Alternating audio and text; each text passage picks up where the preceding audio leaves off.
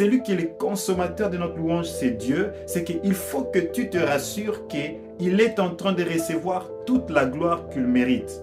Le problème, c'est que des fois, les chantres ou bien le serviteur de Dieu, le conducteur de culte, nous ne laissons pas toute la gloire à Dieu. J'ai même écouté un frère qui me posait la question, il me dit, louange à l'élu, écoute, ce n'est pas à nous de décider si la louange était bonne ou mauvaise, parce que ce n'est pas moi qui consomme la louange, ce n'est pas le peuple qui consomme la louange. Les consommateurs de notre louange, c'est Dieu. Je me répète, ce n'est pas l'Église qui consomme la louange, c'est Dieu le consommateur de notre louange. L'erreur, c'est que nous préparons notre louange en fonction de ce que les hommes vont aimer. Voyez-vous, je peux être dans une église où il n'y a pas des instruments, je loue Dieu et Dieu est honoré, glorifié. Mais là où il y a des instruments, on fait une belle musique, il y a des belles voix. Dieu n'est pas honoré parce que les gens sont venus montrer leur voix. Donc la louange, ce n'est pas faire bien les choses à la manière des hommes ou essayer à plaire aux hommes avec des beaux styles musicaux, avec de belles danses. Non, Dieu n'est pas impressionné par nos danses. Dieu n'est pas impressionné par notre belle voix. Dieu consomme la motivation de notre cœur. Dieu consomme les intentions primaires de notre adoration. Quand nous le faisons avec amour, quand nous le faisons pour lui donner la gloire, c'est là que notre louange est vraiment louange. Voilà pourquoi il dit, l'heure vient où les vrais adorateurs adoreront le Père en esprit et en. Bonjour, j'espère que vous allez bien par la grâce de Dieu. Merci d'être connecté avec nous pendant ces moments de formation. Et aujourd'hui, nous allons parler de la louange. Je sais que vous êtes connectés, chantres, serviteurs des dieux, ceux qui exercent le ministère, ceux qui conduisent de culte. Cet enseignement est donc dédié à vous qui aspirez à apprendre un peu plus sur l'adoration et le ministère de l'adoration. Voilà, aujourd'hui, je m'aimerais parler de la louange. Le premier jour, si vous vous rappelez, j'ai commencé par définir le terme que nous utilisons pour expliquer ou décrire l'adoration. Alors, je vais faire un petit rappel. Comme je l'ai dit, j'avais dit que l'adoration, prenons-les juste par les mots, comme elle est dit, adorer veut dire aimer profondément. Je me rappelle aussi avoir dit que louer Dieu, c'est célébrer ses hauts faits, c'est-à-dire publier ses hauts faits ou proclamer ses hauts faits, ou bien dire les hauts faits de Dieu, dire ce qu'il a fait, dire ce qu'il est en train de faire, ou dire ce qu'il fera. Donc, louer Dieu, c'est célébrer les hauts faits de Dieu, célébrer les hauts faits de Dieu, c'est-à-dire les hauts faits qu'il a fait, les hauts faits qu'il est en train de faire, les hauts faits qu'il fera. Mais aussi, je dis que cela peut se faire avec ou sans instrument. Alors, voici ici ce qu'il faut savoir que j'ai encore dit comme un rappel, et ce soir, je vous l'ai dit comme un rappel. Je dis que tout le monde peut louer Dieu, mais la louange n'est pas forcément l'adoration. J'ai dit que tout ce que nous faisons pour la gloire de Dieu, c'est ça l'adoration. Pour m'expliquer, comment je peux l'expliquer? Voilà.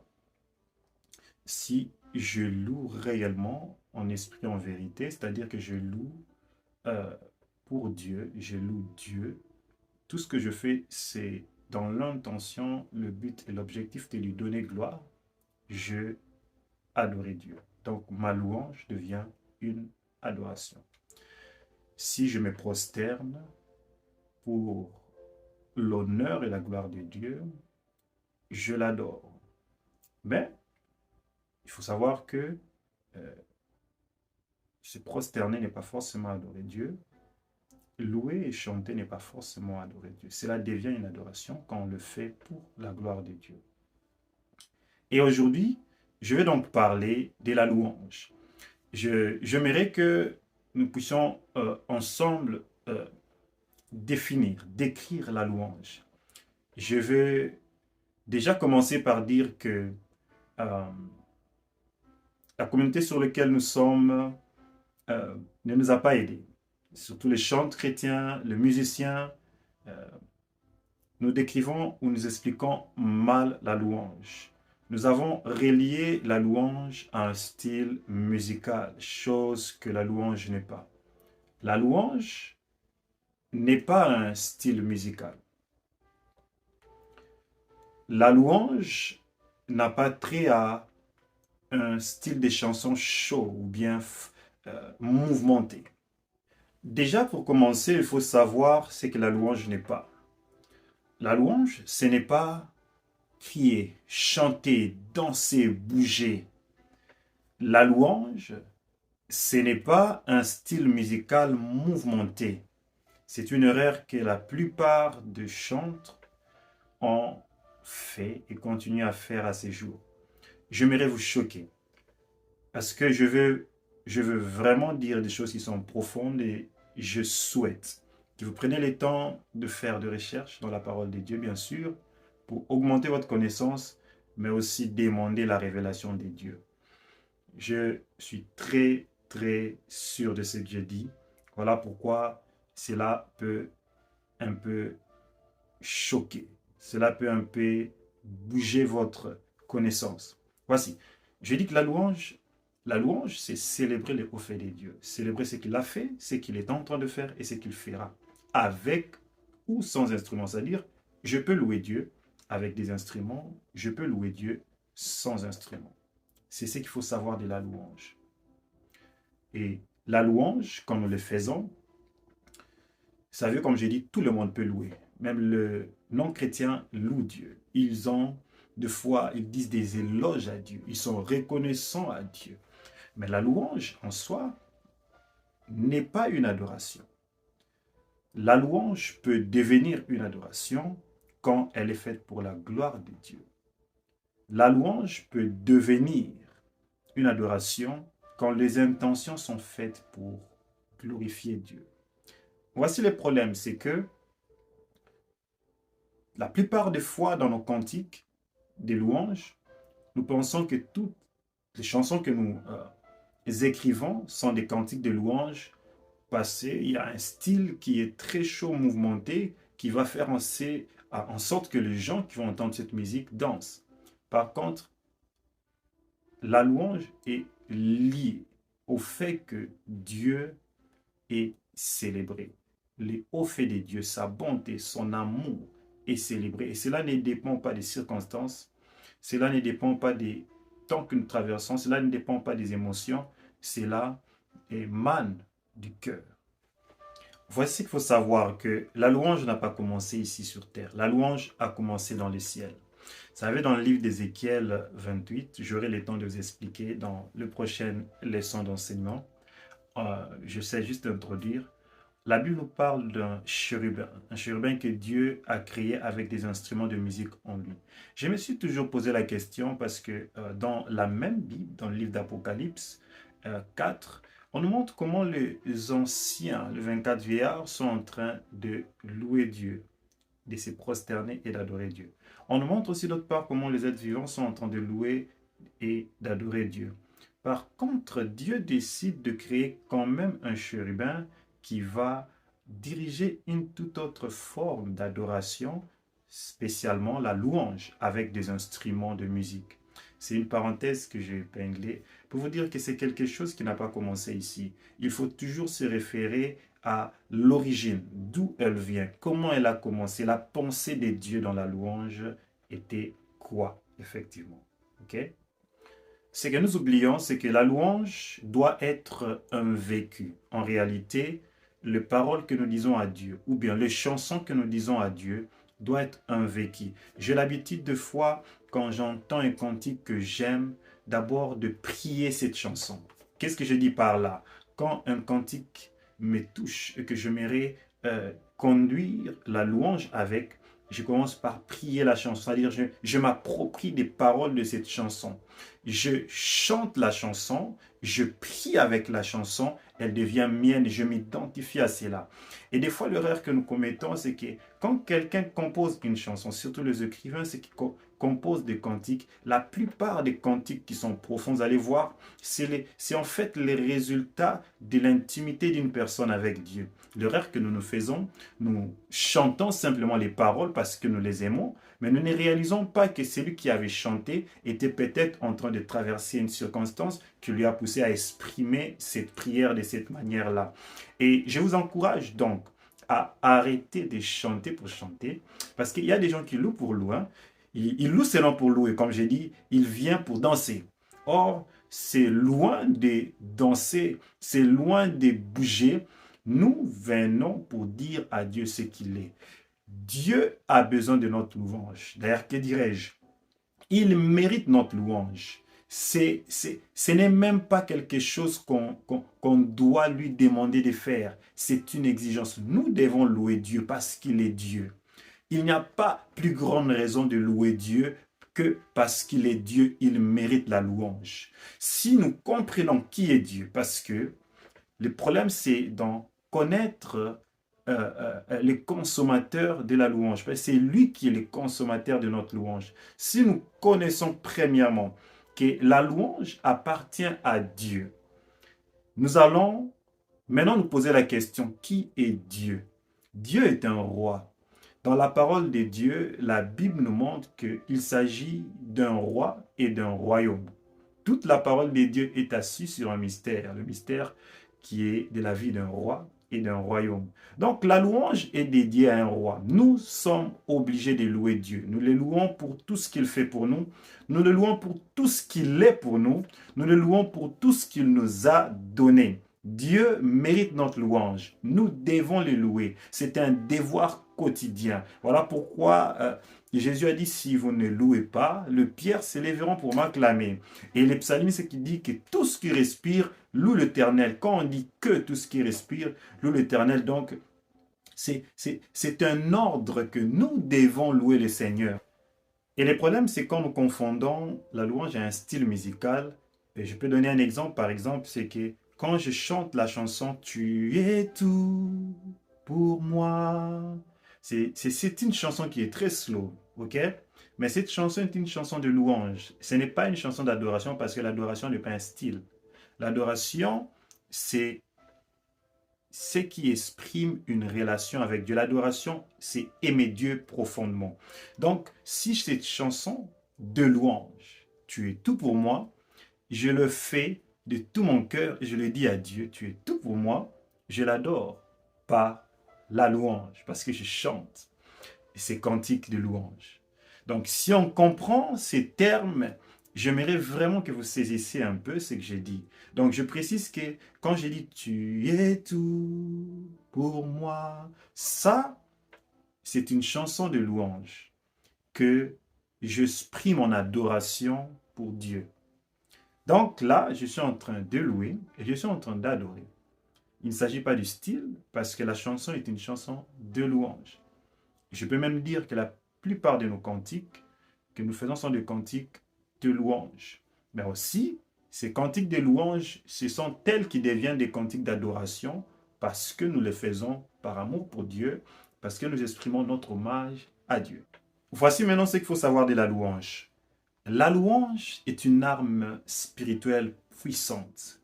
Beaucoup de chrétiens ne l'utilisent pas malheureusement. Beaucoup de chrétiens aussi l'utilisent d'une mauvaise manière. Bien-aimés, ne te contente jamais seulement de danser et de bouger pour Dieu parce que la louange va au-delà de cela. La première victoire que je vois dans la Bible, c'est à Jéricho. La Bible nous raconte une histoire merveilleuse que j'aimerais aussi vous raconter ce soir. Il s'agit ici de Josué. Josué avec les enfants d'Israël devant une armée. J'imagine qu'à l'époque, il n'y avait peut-être pas de bombes nucléaires, mais devant une armée, je vous assure, et il va prier. Et ce que Dieu lui dit de faire, c'est de louer, de célébrer Dieu avec des trompettes, avec des tambourins et de faire un tour pendant 7 jours autour de Jéricho. C'est quand même quelque chose de bizarre. Pour moi, je me dis, mais est-ce que cela est vraiment raisonnable? Mais voici, la Bible dit une chose, en réalité, en l'homme, c'est l'esprit. Ce monde que nous voyons est engendré par les spirituels. Et la parole de Dieu va loin, il dit, notre Dieu siège au milieu de louanges de son peuple. C'est qu'au travers de la louange, c'est une manière d'inviter Dieu. Quand nous louons, c'est comme si nous disons à Dieu, Seigneur, nous nous limitons ici, maintenant c'est à toi de continuer. Quand nous louons Dieu, c'est une manière de dire à Dieu, Seigneur, tu es celui qui doit entrer dans le combat ou bien entrer dans le dossier ou bien entrer dans le problème que je suis en train de traverser. Je dis donc que louer, c'est une manière d'exprimer notre foi en Dieu, notre confiance en Dieu. Voilà pourquoi les moments les plus importants à louer Dieu, c'est d'ailleurs les moments où nous sommes vraiment devant des obstacles. Ce sont des moments où les choses semblent un peu, c'est compliqué. Je t'encourage à louer Dieu quand tu es devant les obstacles. Je t'encourage à louer Dieu quand tu es devant l'opposition. Je t'encourage à louer Dieu même quand rien ne marche. Parce que c'est une manière de dire à Dieu, je crois et j'ai la foi en toi. Je t'encourage à louer Dieu même quand ton mariage a été brisé. Je t'encourage à louer Dieu même quand tu ne vois plus de signes de la réussite dans ta vie. La Bible me montre deux personnes, Paul et Silas. Je peux imaginer que ces hommes n'étaient pas dans des conditions qui pouvaient leur donner le courage de louer. La Bible dit que Paul et Silas étaient emprisonnés. Comment quelqu'un qui est en prison peut se trouver une raison de dire à Dieu qu'il est grand, qu'il est merveilleux? Bien aimé, la louange, je me suis dit que la louange, c'est une dimension. La louange n'a rien à voir avec un style. La louange, c'est un signe, une démonstration de foi. Et le mystère, c'est que quand nous louons, nous commençons à démontrer notre foi en Dieu. Le mystère, c'est que notre foi augmente. Et la louange augmente la foi. La louange, à un moment, booste ta foi. Parce que Dieu te prend à un moment donné où tu es en train de prier par la foi, il ouvre tes yeux et te montre ce qui va arriver. Alors, j'ai parlé de Paul et Silas. Paul et Silas en prison, en train de louer Dieu, imaginez, avec des chaînes. Donc, ils n'ont aucune raison. Il n'y a pas de choses à dire à Dieu qui correspond à leur situation présente. Mais eux-mêmes se proposent de dévancer, de voir ce qui n'est pas, de louer un Dieu grand. Bien aimé, quand on loue, on ne loue pas avec les yeux humains.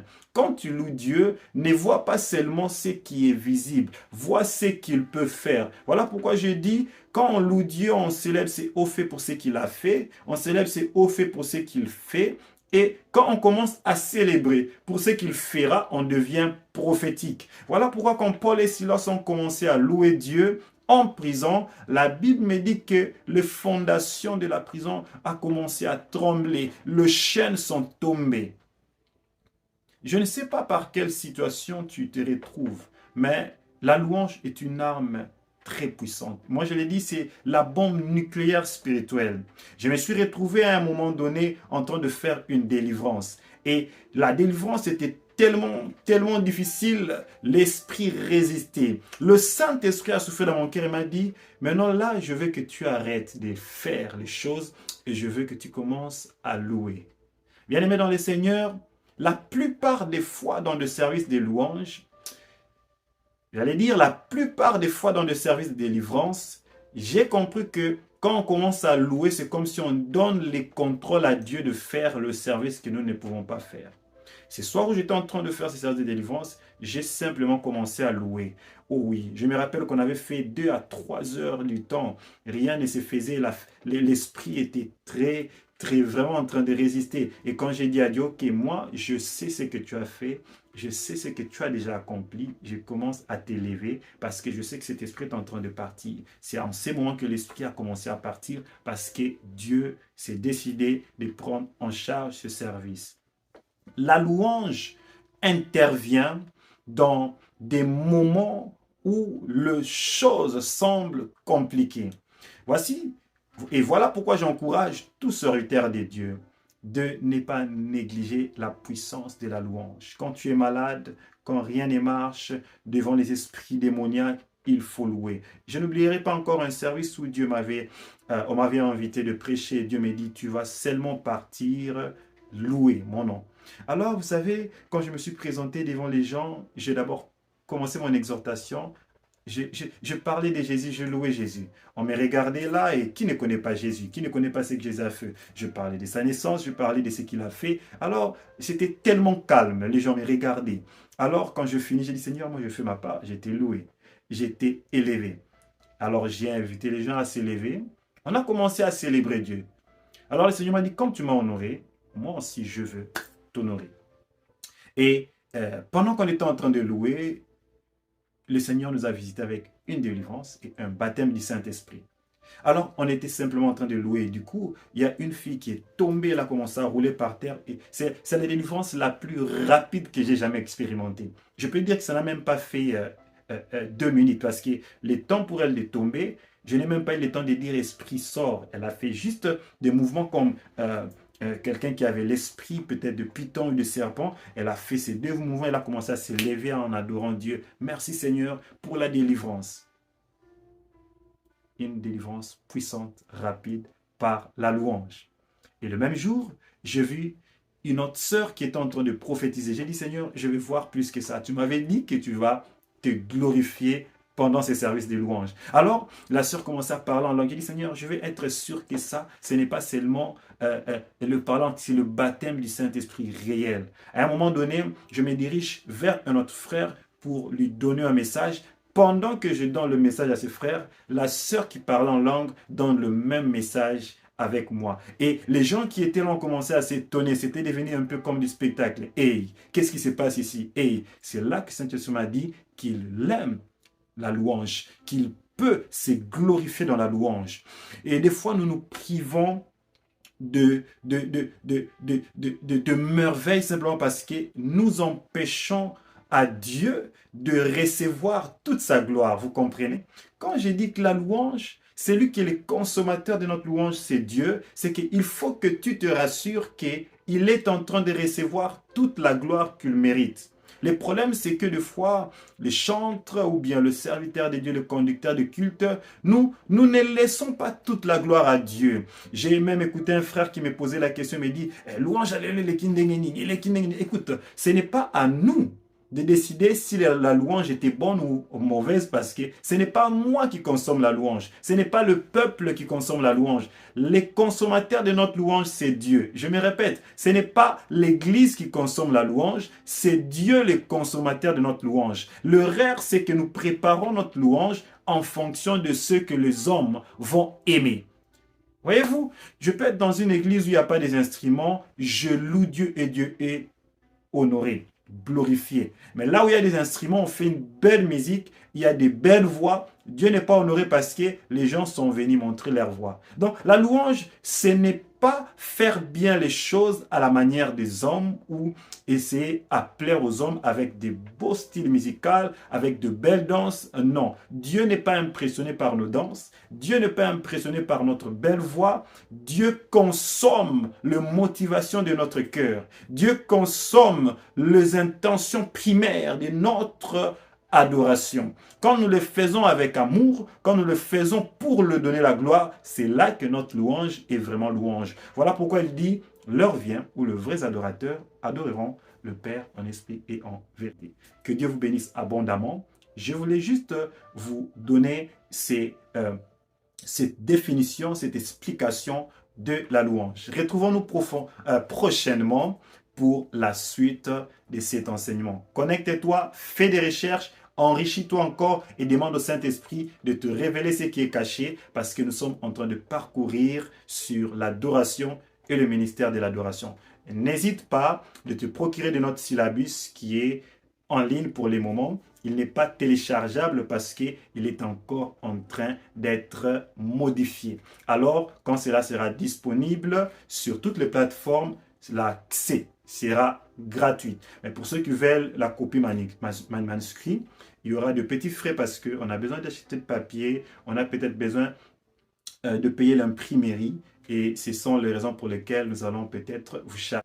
Mais par contre, vous aurez l'accès gratuit de notre syllabus dès qu'elle est téléchargeable. Pour l'instant, vous pouvez simplement aller sur notre plateforme www.disciplemakerministry.com et s'en procurer. Que Dieu vous bénisse abondamment. De bonnes choses à vous.